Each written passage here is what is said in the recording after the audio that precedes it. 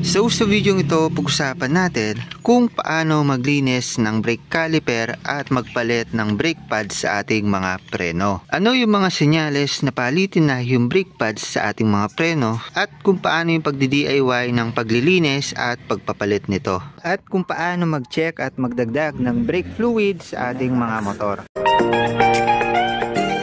Isa po yung braking system sa pinaka-importanting dapat mini-maintenance at chine-check natin sa ating mga motor dahil ito yung pumipigil or nagsisilbing pampahinto natin or pampabagal ng takbo ng ating mga motor. So usually nakakabit yung braking system sa ating mga gulong. Kaya naman sa ating mga motor may dalawa tayong set ng preno dito sa harap at isa doon sa likod. Meron tayong tinatawag na disc brake at may tinatawag na drum brake. So simple lang naman yung pagkakaiba ng dalawang yan. Yung disc brake ibig sabihin meron po siyang tinatawag na rotor disc. So pag nakakita kayo ng ganyan, disc brake po yung preno or yung braking system ng specific na gulong. At kung wala naman po kayong nakitang rotor disc katabi ng gulong, ibig sabihin malamang sa malamang drum brake po yung braking system nun. Katulad na lang dito sa click natin. So dahil yung i-maintenance natin ay itong front brake or yung disc brake natin, explain ko sa inyo kung paano siya gumagana. So kasabay po ng pagpiga natin ng front brake lever natin ay iipitin po ng ating mga brake pads na nandito sa bandang pagitan na yan. Ayan, nandun siya banda, hindi lang masyadong kita. Iipitin niya po yung rotor disc na nakadugtong sa ating mga mags at gulong na siyang magiging dahilan para babagal or hihinto po yung ating takbo. Usually kasama ng mga disc brake po natin, meron po tayong tinatawag na brake fluid, which is ayan, makikita natin level dito. May nakalagay po na nakastock po dito na reservoir na siya pong dumadaloy papunta dito sa brake line po natin, papunta dito sa baba, papunta po dito sa ating mga caliper at una niya pong itutulak yung ating mga piston which is parang bilog dito at kapag pumihit po tayo ng ating mga lever, yung pwersa po ng ating mga brake fluid which is incompressible, magtutulak po dito sa ating mga piston at iipitin po niya yung ating mga brake pad papunta dito sa ating mga rotor disc. Kaya naman in short, nagkakaroon po ng kiskisan sa pagitan po ng ating mga brake pad at ng ating mga rotor disc, kaya naman hindi po may iwasan yung pagkapudpod ng mga parts po na ito. So paano nga po ba natin malalaman na kailangan na natin silang i-maintenance or pudpud na itong mga parts na ito? Unahin na po natin dito sa rotor disc po natin. Meron pong nakasulat dyan na minimum TH or thickness 3 mm. So ibig sabihin yung pinakasagad na thickness niya na magagamit natin siya ng maayos ay 3 mm. At kapag bumaba na siya sa 3 mm ay hindi na po siya usable or umabot na po siya sa pinakalimit niya at kailangan na po natin siyang palitan. So paano po natin siya malalaman visually kung pudpud na siya? Una, makikita nyo dito, ayan po yung dinadaluyan or iniipitan ng ating mga brake pads. At kung kakapain po natin yung pagitan ng part na to at ito, kung saan dito hindi po umiipit yung brake pad po natin, kapag medyo malalim na yung uka na yan at parang sobrang layo na po ng difference ng uka niya, ibig sabihin medyo nagkakaroon na po ng wear and tear dito sa ating mga brake pads. Pinaka-accurate po ng pagsusukat ng kapal nito ay sa pamamagitan ng caliper, pero kung wala po tayong caliper, ayan, meron po tayong ruler dito. Yung 3 mm is 3 guhit lang po ng ruler. So dito sa case po natin, nasa 3 guhit pa naman po siya at kung kakapain po natin siya ay hindi pa naman po sobrang lalim, kaya pwede pa po itong ating mga brake disc. Also matagal din naman po yung mga buhay nitong rotor disc po natin at kung mapudpud man po yan ng todo, talagang visible na po yun at talagang malalim na po itong part na to.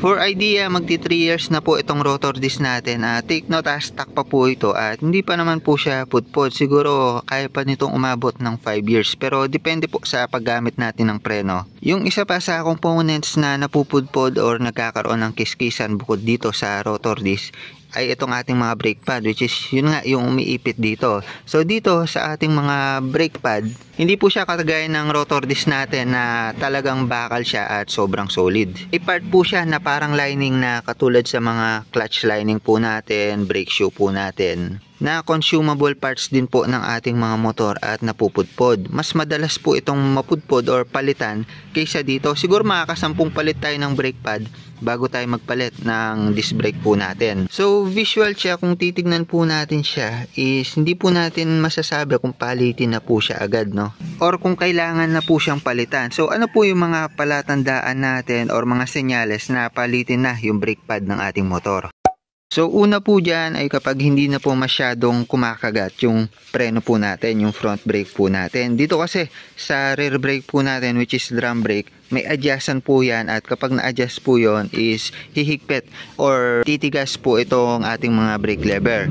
Pero dito sa front brake po natin, wala po siyang adjustan. Kapag may kailangang i-maintenance or palitan po dito, talagang lalalim po ito at magiging malambot po yan. At pangalawa naman po, dahil consumable parts po yung ating mga brake pad at nakadugtong po yan dito sa ating mga caliper, yung level po ng ating mga brake oil, kapag napudpud po yan, syempre iipit po yung mga brake pad po natin or liliit yung gap. Yung space po ng ating mga brake fluid dito sa loob ay bababa ng konti. Kumbaga, i-occupy niya po yung space at magre-reflect po yan dito sa ating indicator, dito sa ating mga brake master, which is lalagyan po ng brake fluid. Kapag sobrang pudpud na po yan, makikita po natin itong level, bababa na po yan hanggang dito. Pero sa case natin, may nakikita na tayong bubbles pero hindi naman sobrang dami yung bawas. So dahil nakita na natin yung senyales na gumaan ng konti yung ating mga brake lever, at ako, visually, alam ko kung pudpud na yung brake pad sa pamagitan ng pagsipat dito. Ayan, kapag medyo kabisado nyo na yan, ayan, kasi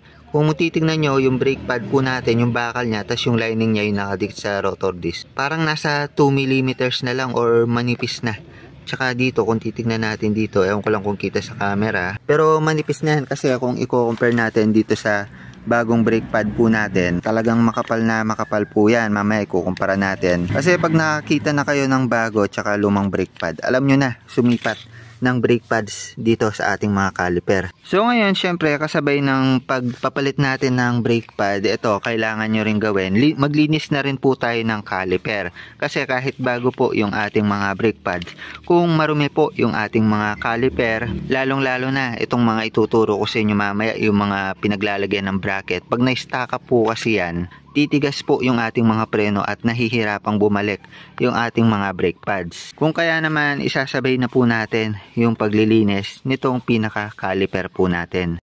So, for idea, tuwing kailan nga ba natin dapat palitan yung brake pad natin at linis caliper? So, sabay naman po yan eh. Bukod sa mga senyales na sinabi ko sa inyo kanina, medyo mahina na yung lever po natin at mababa na po yung level ng ating mga brake fluid dun sa indicator. Kung brand new yung inyong mga motor, siguro sa 10K Odo, dun nyo na po mararamdaman yung pagnipis ng pagpreno nyo or paghina ng konti ng preno nyo. Pero depende po sa inyo yan kasi nagdedepende po sa pagkisikisa ng dalawang yan, yung bilis ng pagpudpod. So kung kayo medyo mabilis, matulin magpatakbo tapos biglang preno kayo sa mga hindi inaasahang pagkakataon, so yun, pag mabilis kasi kayo magpatakbo, usually pag ginamit nyo yung preno, talagang uupod agad yan. Di tulad kapag mahinahon ka tumakbo, kahit magpreno ka, talagang konti lang yung mapupudpod sa brake pads mo. Actually, depende po yan sa rider. Kung mas madalas po siyang gumamit ng preno ay mababang odo pa lang po, pudpud na agad yung kanilang mga brake pads. Minsan 5K, 4K Odo,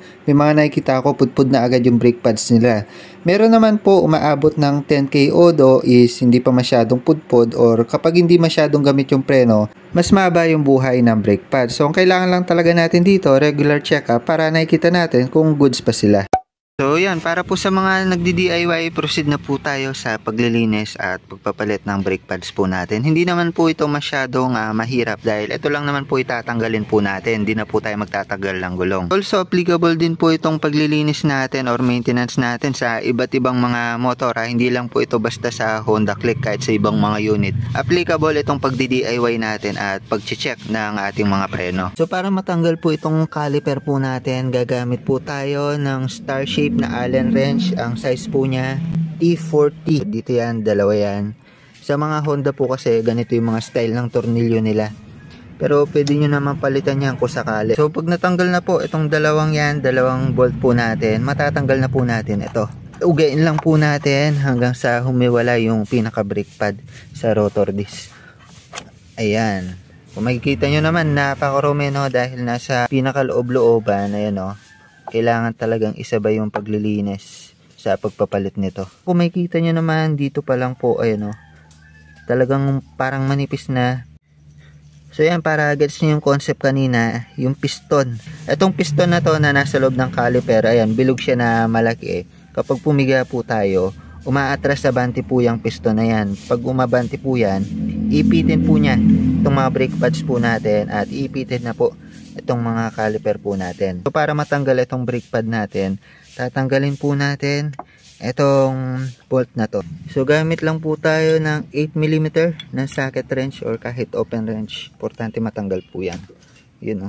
Medyo mahigpit pa lang ng konti. Pero habang nandito, tips lang, pwede nyong luwagan ng konti para kung sakali di kayo mahirapan. Tanggalin lang natin siya ng buo. Pagkatanggal po natin, matatanggal na po natin itong ating mga brake pads. So yan, tatanggalin na po natin yung ating mga brake pads. At check natin. Ayun o. Kung makikita nyo, manipis na manipis. Alam ko nasa 2mm kung di ako nagkakamali. 2 to 3mm yung pinaka limit po nito. Pero dito sa ano na to, nasa 1.5 na lang yata or 1mm eh. Ayan, kaya naman importante na nag-check up po tayo, nagme-maintenance po tayo ng ating mga preno. Ayun o, tsaka madumi. Also, kung titignan natin dito, madumi na rin po yung kaloob-looban. So, lilinisin din po natin yung mga yan. So ito po yung ating bagong brake pad. So kung makikita nyo naman itong luma, pag pinalitan lang natin, mabilis lang naman, papalitan natin ng bago. Pero syempre kailangan natin ng linis dito sa caliper po natin. So itong bago natin, nabili natin sa kasa, mismong Honda, genuine na genuine, para walang maging aberya at talagang tatagal. Nabili natin to for 570 pesos kung hindi ako nagkakamali. Ewan ko para saan tong papel na to. Instruction siya pero sa brake fluid exchange, pero Chinese siya, hindi natin magamit. Galing no, brake pad binili natin pero para sa brake fluid yung instruction. Ayan, tapos kung i-compare po natin, kung makikita nyo naman ang kapal, ayan, sukatin po natin. Wala tayong caliper pero soon bibili po tayo. 3.5 siguro to be accurate. And pag mga nasa 2mm or tansyahan na lang, pag manipis na yan, alam nyo naman, nakita nyo naman yung itsura ng bagong brake pads. Pag konti na lang yan, katulad nito, no, nipis.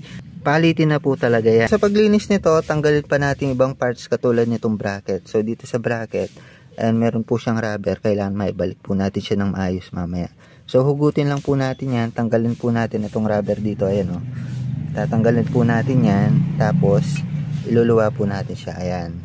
Tapos yung rubber, itong taas na part matatanggal, pero itong ilalim, huwag nyo pong pilitin tanggalin kasi nakadugtong po yan dito sa pinakaloob. So lilinisin natin yan, pati itong bracket. Tapos about dito sa piston, hindi po natin yan tatanggalin dito sa video na ito dahil tutulo po yung ating mga brake fluid. Sa mga nagtatanong kung kailangan pa bang tanggalin ito pag naglilinis, depende po. Sa case kasi natin, hindi naman masyadong marumi yung ating mga brake fluid. At kailangan lang naman natin tanggalin yan kapag medyo makalawang na to ng sobra at marumi yung brake fluid na nandun sa may reserve natin.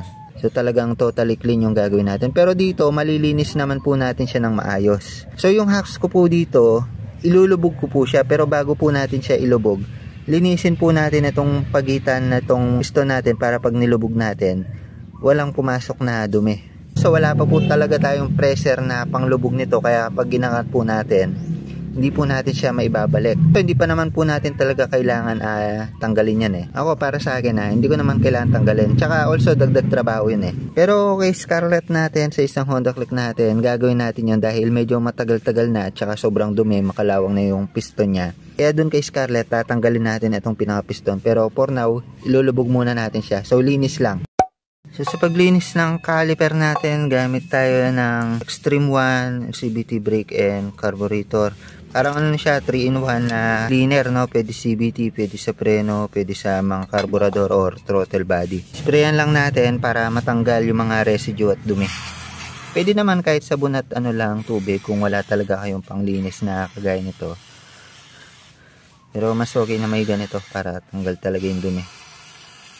Ayan, parang degreaser lang naman yung pinaka ano niya, formula.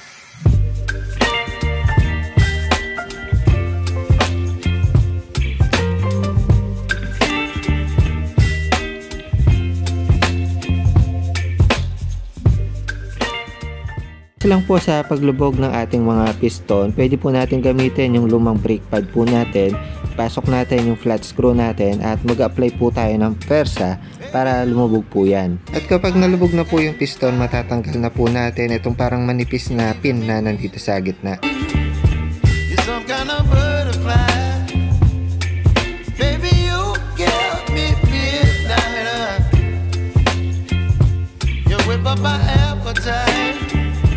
Don't leave me here high and dry. Oh,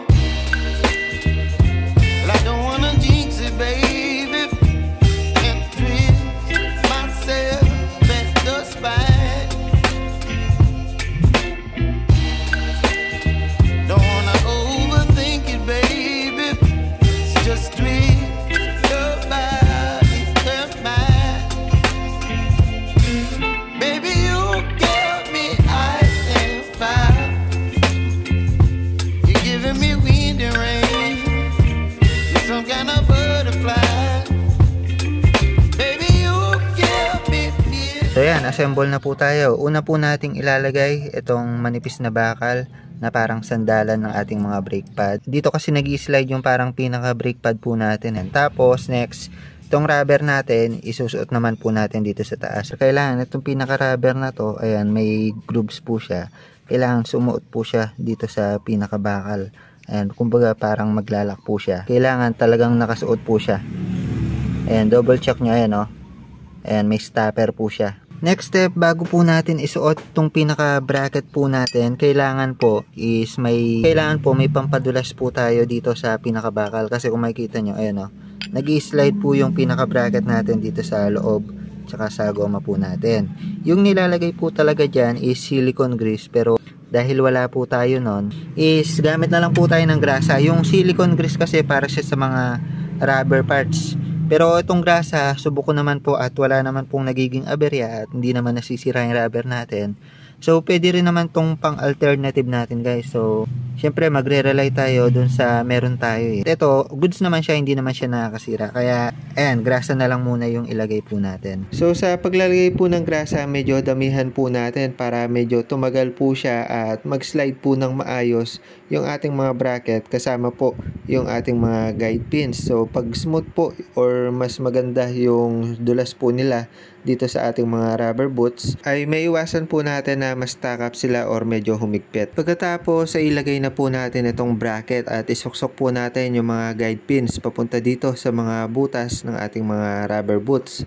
So make sure lang po natin na maiswak po natin na maipasok itong rubber part papunta dito sa may nakauka na nagsisilbing lock ng ating mga bracket para hindi po siya sumingaw, also mag-slide po ng maayos at hindi po delay yung pagpreno po natin. May possibility po kasi na sobrang humigpit po yung preno natin kapag hindi po nakakabit ng maayos yan dahil hindi po mag-i-slide ng maayos yung ating mga guide pins. So sa part na ito, nalapat na natin ng maayos at naikabit ng maayos. So next step, syempre ilalagay na natin tong bagong brake pad po natin. Itong luma, ayan o, ang layo. May rides din kasi tayo, so make sure natin na naka-maintenance yung motor natin bago magbiyahe. Kaya yun, buti chinyak ko to. So sa paglalagay, ito, yung position po niya ganyan. Dito sa taas na part, may parang letter C sa ibaba. Parang bilog po siya na kulong. So papasukan natin ng bolt yan, which is ito, yung part na letter C. Dito po yan sasaksak sa taas. Dito sa part ng bracket natin na merong kalawit. So dito yan, yung position po niyan ganyan. Saksak natin, una ito. Tapos take note, nasa pagitan syempre yung lining. Huwag nyong ibabaliktad na nasa kabila. Itong isa naman, ayan, dito lang din yan. Tapos magsisit po sila or sasagad po sila dito. Ayan o, kung makikita nyo. Swak na swak. Sa part na to, may papasok natin yung disc brake natin, pero kung sakali mang medyo masikip yan na nakadikit, kailangan natin ilubog talaga yung pinaka piston natin. Pero sa case natin na to, na ilubog naman natin siya at may sobra pang konti. Pero ayun, maluwag yung space dito, so hindi tayo mahirapan sa pagbabalik dito. Siyempre, itong pinakahuli natin ilalagay, itong bolt natin na to, saksak po natin dito sa taas. Ayan, yung o-ring, wag po natin kakalimutan, baka nawala po. So saksak lang natin dito. Tapos lulusot po yan sa dalawang butas ng ating mga brake pads. So kailangan pumasok po yan. Ayun o, pasok. Nilagyan ko ng konting grasa para po siya ma-stack up or mga lawang. Gamit po tayo 8mm na socket wrench. Kutin natin clockwise para humigpit po siya. Ayan. Tapos saktong higpit lang. Hindi naman maglalaban niya. Tapos ibabalik na po natin siya dito sa pinaka-housing po niya. So sa paglalagay, luwag lang po natin ito ng konti. Ayan, luwag lang natin. Tapos pagkaluwag, so, hindi naman po agad-agad gagalaw yan. Pasok po natin siya dito sa ating mga disc brake. Tapos, isakto natin yung butas na to. Ay pinaglalagyan dito sa butas ng caliper po natin. Ayan, take note. Luwag lang natin. Pasok. Tansyahan lang naman. Ayun o, mabilis lang pumasok. Tapos, syempre, balik na natin itong mga bolt niya. So, tignan lang natin, tansyahin natin na papasok siya. So, pag naipasok ng parehas, higpitan na natin siya.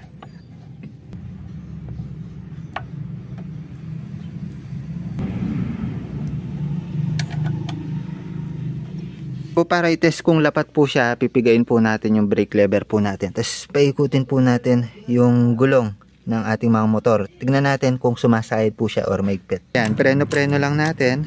No? Medyo humigpit na po siya. Hindi tulad kanina na medyo may maluwag pa yung foreplay niya. Ayan, goods na. So sa part na to, ayan, normal po siya. Yun, normal. Pag medyo nahihirapan kayo mag-ikot, ibig sabihin, mahigpit po siya. May problema dito sa pagkaka-adjust. So, try naman natin, ikot as preno kung hindi siya umihigpit. Ikot, preno. Yun o, lakas.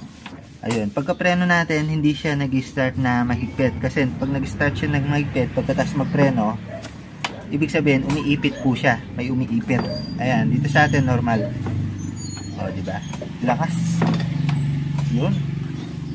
Ayan, sa pagdadagdag ng brake fluid, tanggalin lang po natin itong brake fluid cap.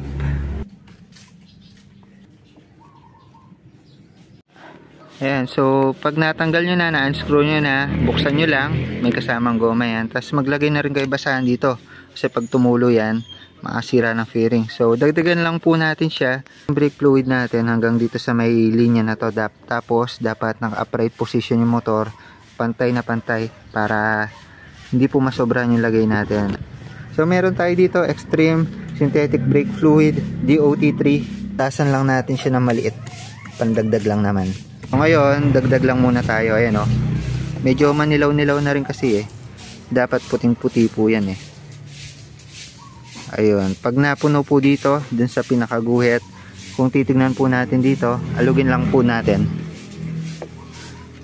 So dito sa version 3 ng kapatid ko, makikita nyo, ayan, meron din pala siyang bubbles, mas malaki pa nga Ayan o, normal lang pala yun. So konti pa nga sa atin, ito bago yan Ayan o, mas malaking bubbles niya dito. So dito, ayan, mas maliit. So normal pa pala yan, kala ko talagang mawawala yung bubbles na yun So yan, at least importante na dagdagan natin siya sa level po niya. Dahil nagbawas na rin po pala. Pero at least po talaga siya yung todong nagbawas. Kasi pag bumaba na po talaga yan, baka may leak na po. So normal lang po na nagbabawas siya pa konti-konti. Pero hindi naman po yung madalas. So after, takpan lang po natin yan. So ayan, okay, goods na ulit yung ating mga front brake. Napagpalit na tayo ng brake pad, nalinis natin yung caliper at napagdagdag na tayo ng brake fluid. So parang pristine condition na ulit at wala na tayong magiging aberya about sa front brake or disc brake ng ating mga motor. So lagi nyo lang tandaan na isa ang preno sa importanteng pyesa or features ng ating mga motor, kaya wag natin titipirin ang maintenance nito at lagi natin itong i-check kung kinakailangan. So yun lang muna para sa video na ito. The more click, the more you know. Palit brake pads, linis caliper, dagdag ng brake fluid. Bye bye.